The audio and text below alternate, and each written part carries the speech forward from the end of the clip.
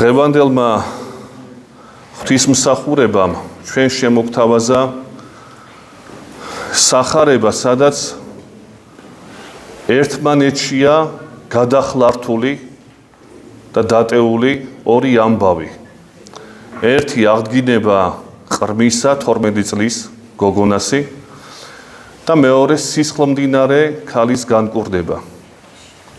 ამ სახარებას შეიძლება ეწოდოს ასეთი სახელი: მაცხოვარი საბოლოო სასოება ადამიანთა. იმიტომ რომ ეს ორივე ამბავი არის გამწარებული ხალხის მდგომარეობიდან გამომდინარე. იაიროსი შესაკრებლის მთავარი.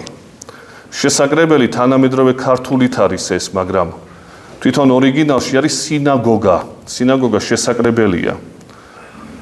აი სინაგოგის მთავარი სახელად იაიროსი მიდის მაცხოვართან. მაცხოვრის გარშემო უამრავი ხალხია შეკრებილი და სთხოვს, რომ წამოდი ჩემთან, რადგანაც ჩემი შვილი 12 წლის გოგონა კვდება. მაცხოვარი ეუბნება, მე მოვალ შენთან.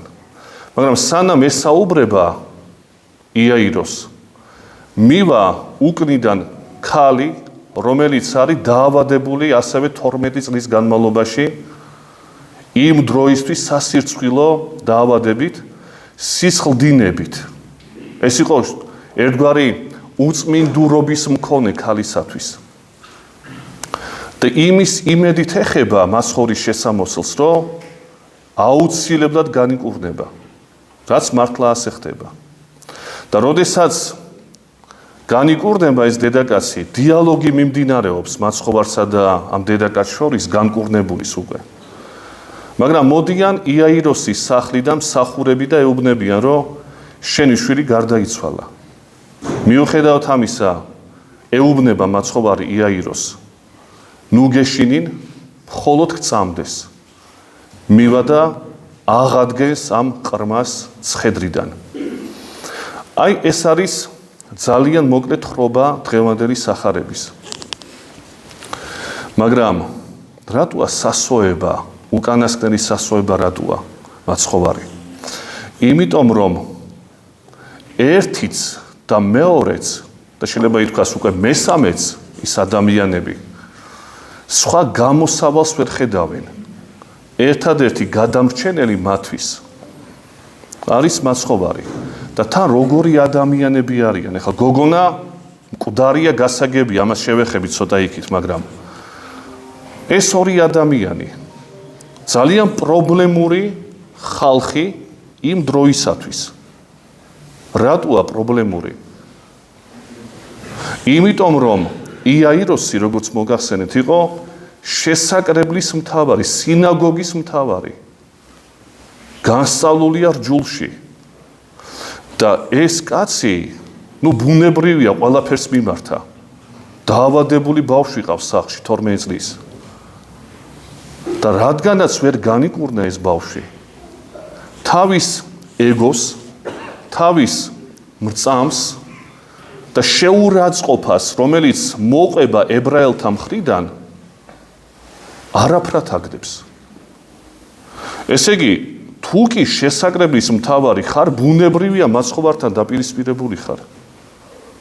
იმიტომ რომ ერთია როცა რაღაც რიგითი ებრაელი ხარ, როგორც მოციქულები იყვნენ, დაემოწამდნენ, მაგრამ მეორეა, როდესაც შენ წარჩინებული კაცი ხარ, პატივდებული კაცი ხარ ერში. რამდენი მოწაფე ეყოლებოდა ახლა ამ კაცს? განსწავლული რჯულში. და ამ დროს ხედავს, რომ მაცხოვარი არ ღვევს შაბათს, კურნავს შაბათ დღეს. ხელდაუბანელი ჭამს პურს და სხვასაც ასე ასწავლის. ვიცი თქვენ, ხელდაუბანელი ჰიგიენის გაგებით კი არა, მათი რჯულის მიხედვით აუცილებელი იყო ამის ჩატარება.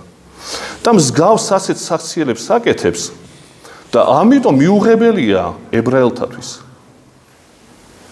შეიძლება ამისთვისაც მიუღებელი იყო იაიროსისათვის.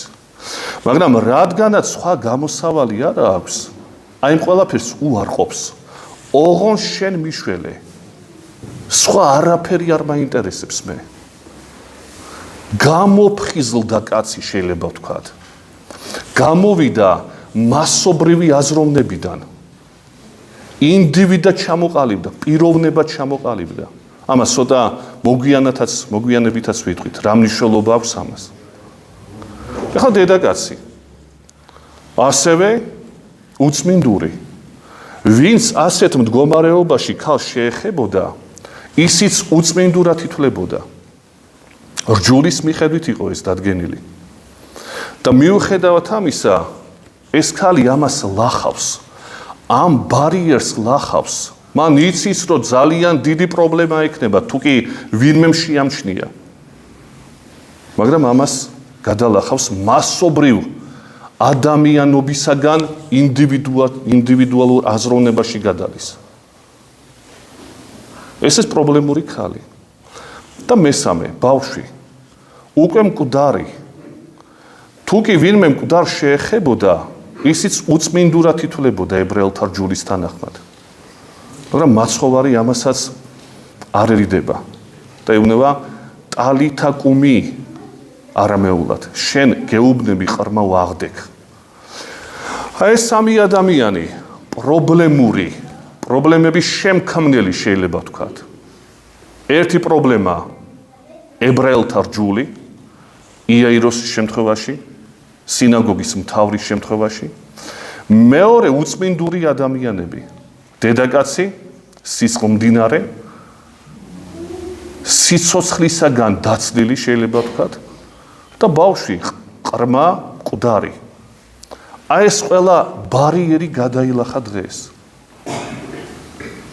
მაგრამ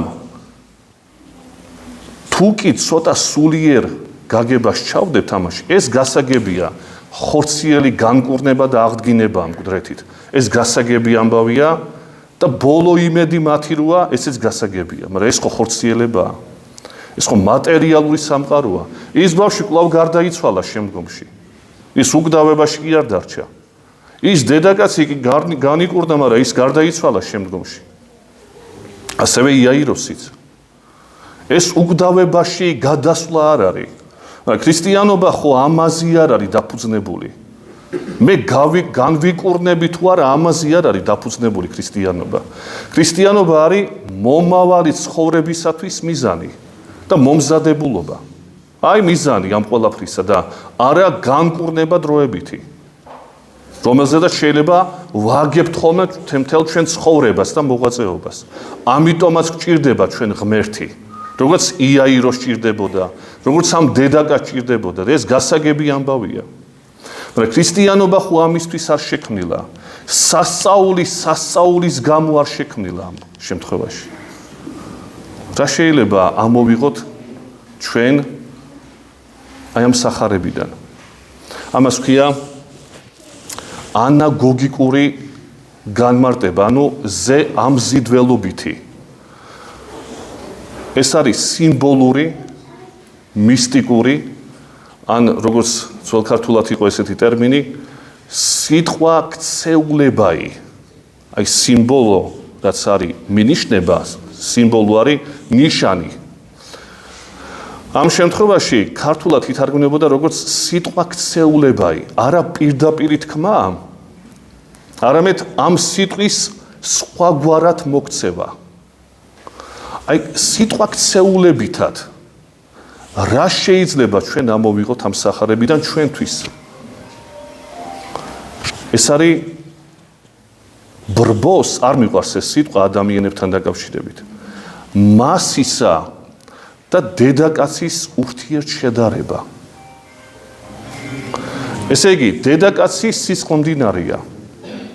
მასა მაცხოვრის გარშემო არის ქაოტური.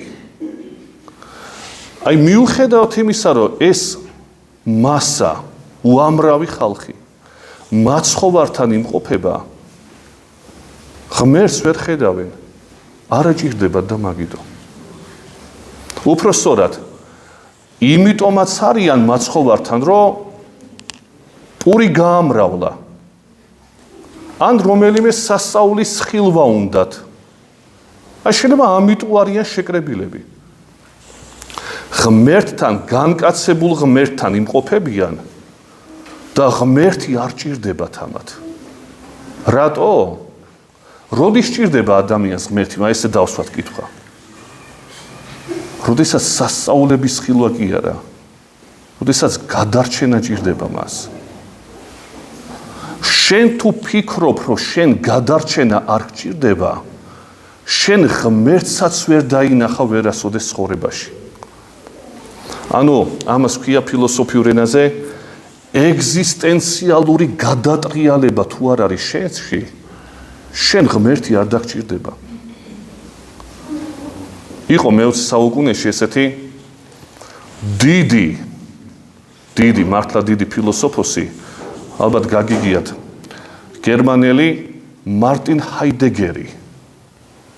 დიდი მოაზროვნე იყო, სამწუხაროდ ნაცისტი იყო ეს კაცი, ეგონა რომ ჰიტლერის მოსვლა იქნებოდა გაბრწყინება მისი ქვეყნისა და ძალიან პრობლემურია აქედან გამომდინარე. ეს ბიოგრაფიული მომენტები შეიძლება არ მოგწონს შენ, მაგრამ თვითონ აზრები მისი არის აი როგორი აზრები, ნახეთ, სუფთა ქრისტიანული ამ შემთხვევაში. და შეიძლება ეს დედაკაცი და მასა შევადაროთ აი ჰაიდეგერის ფილოსოფიის მიხედვით. ჰაიდეგერი ამბობს ასეთ რამეს. ჩვენ დროში, ეს არის მე-20 საუკუნის მეორე ნახევარი დაახლოებით, აი ამ პერიოდში, ამბობს ჩვენ დროში ადამიანები ორად განიყოფებიან. პირველებს, რომელსაც ეწოდება მასობრივი კაცი, ქაოტური კაცი, გათქვეფილია ამ წუთის სოფლის პრობლემებში და საქმიანობებში და გართობაში. ამ კაცს გერმანულად ჰაიდეგერი უწოდებს მანში მდგომარე კაცი არის უპიროვნო კაცი, მასობრივი კაცი, ყველა ლაპარაკობს და მეც უნდა ვილაპარაკო. რასაც ის ფიქრობს, მეც ესე უნდა ვიფიქრო. ის რა სიტყვის ჩემზე. და ასე შემდეგ და ასე შემდეგ. პიროვნული რო არაფერი არ აქვს. და ყოველ დღიურობაში არის მისი ცხოვრება. ინდივიდუალი არ არის ეს. მასობრივია და მაგიტო. და ამას ჰაიდეგერი არა, მაგრამ ჩვენ დაუმატებთ. ასეთ კაცს ღმერთი არ ჭირდება. იმიტომ რომ არაფერი არ ჭირს ამ კაცს. ფიქრი არ აქვს იმაზე, რომ მე ვარ მნიშვნელოვანი პიროვნება, ან რისთვის ვარ, ან სად მივდივარ. ესეთი ხალხი არ ფიქრობს ამაზე. და მეორე კაცი, რასაც ჰაიდეგერი უწოდებს ტერმინს, ასევე გერმანულს, დაზაინი. ერთია მან და მეორე დაზაინი. დაზაინი როგორი კაცია?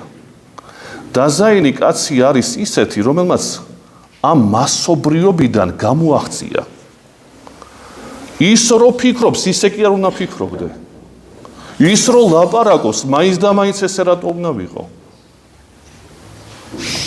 მე ხომ პიროვანი ვარ. მე ხო პიროვნება ვარ. განსხვავებული ვარ ყველასაგან. და როდის ხალიბდება ესეთი ადამიანი პიროვნებად?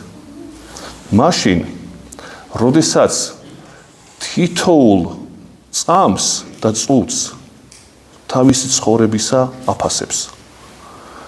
ისე კი არა, როდის იქნება ხვალ და ზეგრო გავიგვიძებ, ესე კი არ ცხოვრობს. ეხლა ამ წუთას ცხოვრობს ეს კაცი. სიცოცხლის გამცდელია ეს კაცი.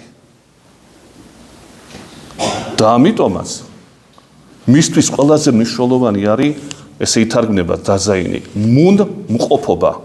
აქ მყოფობა. სხვაგან კი არ უნდა წავიდე და იქ ბედნიერი კი არ ვიქნები. ეხლა რო ვარ, აი ამ წუთას, 1 საათის მერე კი არა, ამ წუთას უნდა ვგრძნობდე მე სიცოცხლეს. აი მაშინ არის თურმე პიროვნება ადამიანი. მასობრივი კაცი კი აღარ ხარ, პიროვნება ხარ. მაგრამ ეს რომ განიცადო, ჰაიდეგერის მიხედვით ეგზისტენციალური ზღვარი უნდა გქონდეს შენ. რა არის ეგზისტენციალური ზღვარი? ეგზისტენცია ეთარგმნება როგორც მყოფიერება, ყოფნა, არსებობა. ადამიანი, როდესაც ხედავს, რომ სხვა კვდება, ან მიცვალებულთან როცა აქვს საქმე, იმაში შემოდის ეგზისტენციალური გადატრიალება, რომ მეც შეიძლება ხვალ და ზეგ ამ ესეთ დღეში ვიყო. სანამ ადამიანი ამას არ ფიქრობს, იქამდე გამოფხიზლება ჰაიდეგერის მიხედვით არ ხდება. იქამდე დაფასება ცხოვრების არ ხდება ადამიანში. და გამომდინარე აქედან, ეხლა ქრისტიანობაზე რო გადავიტანოთ, ეს ქალი, ეს სისხლმდინარე ქალი, სისხლი გაიგივებულია სიცოცხლესთან. სისხლის გარეშე ადამიანი ვერ იცოცხლებს. ანუ მისტიკურად, აი სიტყვა ქცეულებითად რომ გავიგოთ ეს ეპიზოდი, უნდა ვთქვათ, რომ ეს ქალი არის დაზაინი. ამას პრობლემა აქვს ეგზისტენციალური. გადარჩენა არ გადარჩენაზეა საქმე აქ. და ბრბოს არ აინტერესებს, მაცხოვრის გარშემო არიან, ეხებიან ყველაფერი, მაგრამ ეს არ აინტერესებს, იმიტომ რომ ისინი არ კვდებიან. და თუ არ კვდებიან და გაჭირვებაში თუ არ არიან, მაშინ ღმერთი რაღაცი მჭირდება მე. ანუ ეს ხალხი მაცხოვრის გარშემო მყოფი არის ჰაიდეგერის მიხედვით მანში მყოფი. უპიროვნო ხალხია, ქაოტური ხალხია. აბსოლუტურად გონზე მოსული ხალხი არ არის.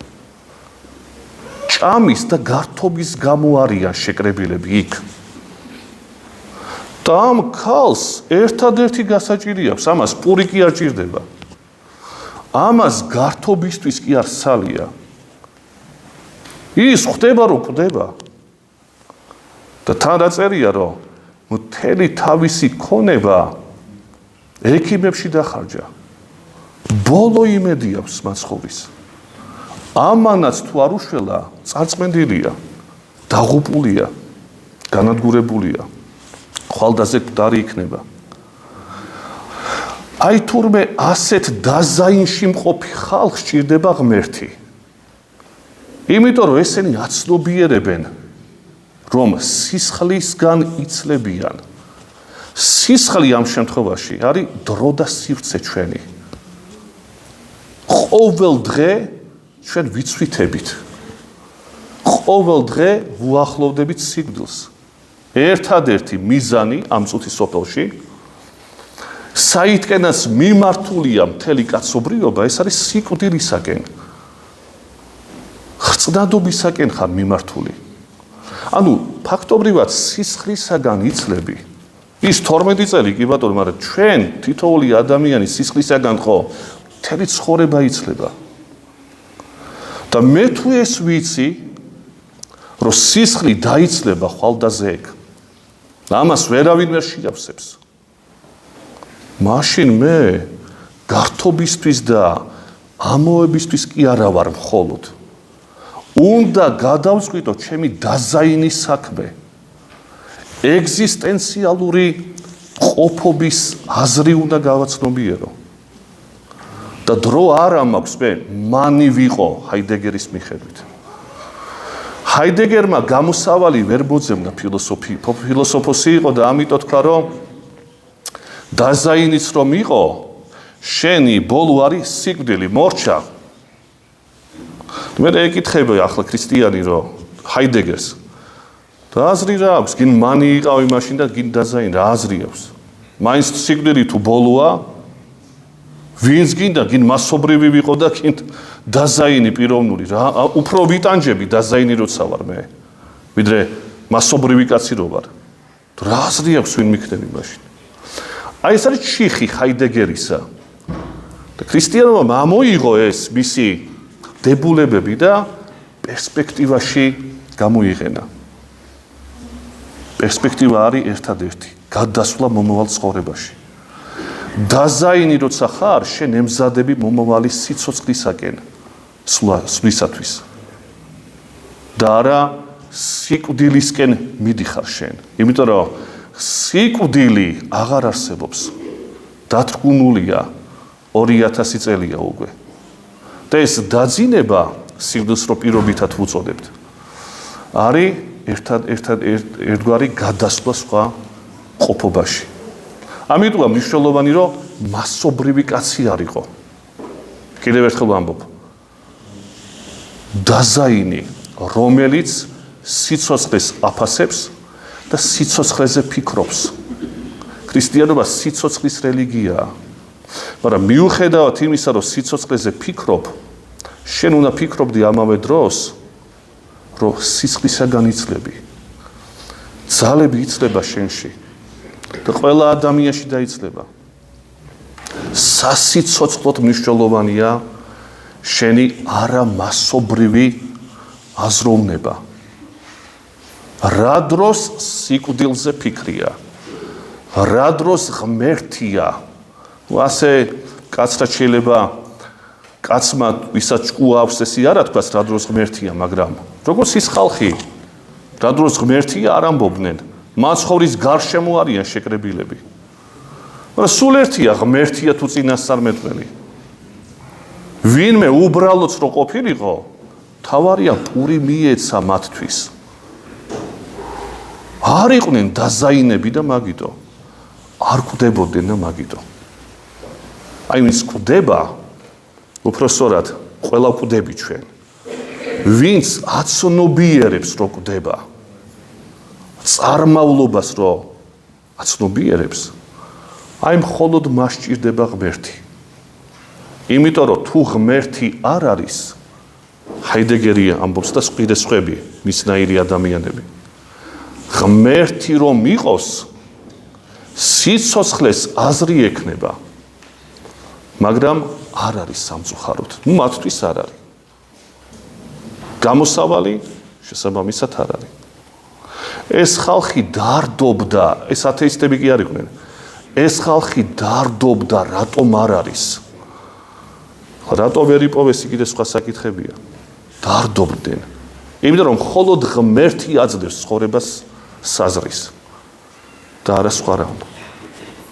ღმერთმა მოგცეს სანამ დრო გვაქვს, რომ ვიყოთ დაზაინები, გაცნობიერებული იმაში, რომ ჩვენ სისხლისაგან ვიცლებით და შველა გვჭირდება.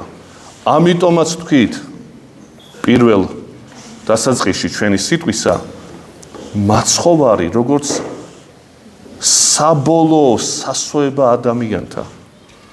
თუ მაცხოვარი არა, მაშინ რა აზრი აქვს ამ ყველაფერს? მაშინ ვერავინ ვერ განკურნავს შენ. რატო? როგორი ჭკვიანიც არ უნდა იყო, მაინც მოკვდები და მაგიტო. ქრისტემ მოიტანა აღდგომა და ამით პერსპექტივა მოგცა. სხვა ვერ მოგცემს ამას. ამიტომაც საბოლოო სასოებაა იგი ჩვენი. დაგლოცოთ ღმერთმა და გული გონიერი მოგცეს.